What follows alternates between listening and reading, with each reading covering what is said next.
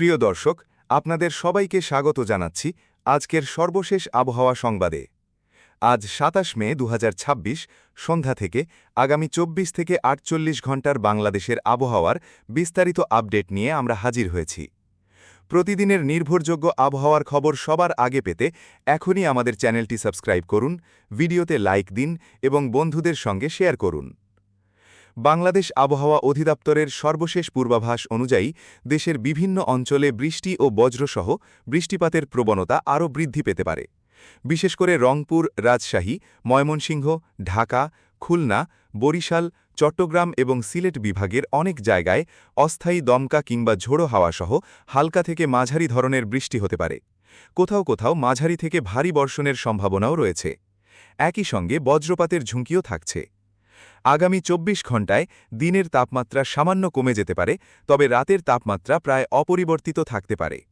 আকাশের অধিকাংশ এলাকায় মেঘলা অবস্থা বিরাজ করবে এবং উপকূলীয় অঞ্চলে আবহাওয়া কিছুটা অস্থির থাকতে পারে। বঙ্গোপসাগরে বায়ুচাপের তারতম্য বৃদ্ধি পাওয়ায় সমুদ্র ধীরে ধীরে উত্তাল হয়ে উঠতে পারে।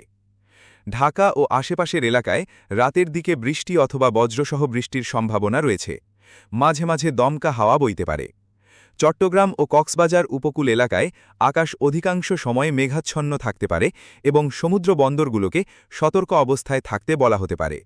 বরিশাল ও খুলনা অঞ্চলেও ভারী বর্ষণের সম্ভাবনা রয়েছে। অন্যদিকে সিলেট বিভাগে পাহাড়ি ঢলের আশঙ্কাও তৈরি হতে পারে যদি টানা ভারী বৃষ্টিপাত অব্যাহত থাকে। এখন আসি বঙ্গোপসাগরে তৈরি হতে যাওয়া সম্ভাব্য ঘূর্ণিঝড় পরিস্থিতির সর্বশেষ আপডেটে। আবহাওয়া বিশ্লেষণে দেখা যাচ্ছে আগামী ৩১ মের মধ্যে বঙ্গোপসাগরে একটি লঘুচাপ সৃষ্টি হওয়ার প্রবল সম্ভাবনা রয়েছে। পরবর্তীতে এটি ধীরে ধীরে গভীর নিম্নচাপ এবং এরপর ৩ থেকে ৪ জুনের মধ্যে একটি ঘূর্ণিঝড়ে রূপ নিতে পারে। সম্ভাব্য এই ঘূর্ণিঝড়ের নাম হতে পারে অর্ণব।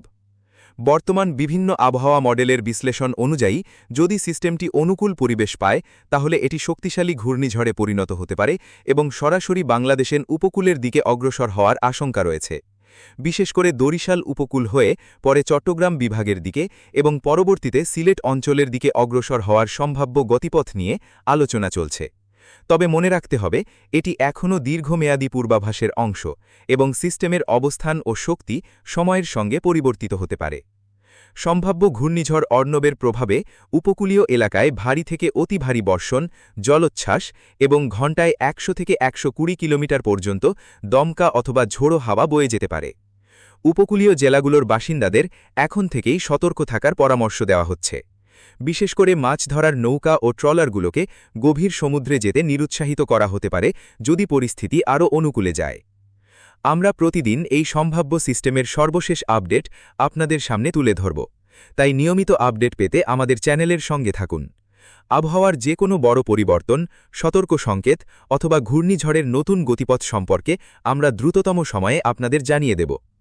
দেশের উত্তরাঞ্চলেও কালবৈশাখী ধরনের ঝড়ের আশঙ্কা উড়িয়ে দেওয়া যাচ্ছে না। বজ্রপাতের সময় খোলা মাঠে, নদী বা উঁচু গাছের নিচে অবস্থান না করার পরামর্শ দেওয়া হচ্ছে। কৃষকদের ধান ও ফসল নিরাপদ স্থানে রাখার পরামর্শ দেওয়া হচ্ছে এবং বিদ্যুৎ চমকানোর সময় বৈদ্যুতিক সংযোগ থেকে দূরে থাকার আহ্বান জানানো হচ্ছে।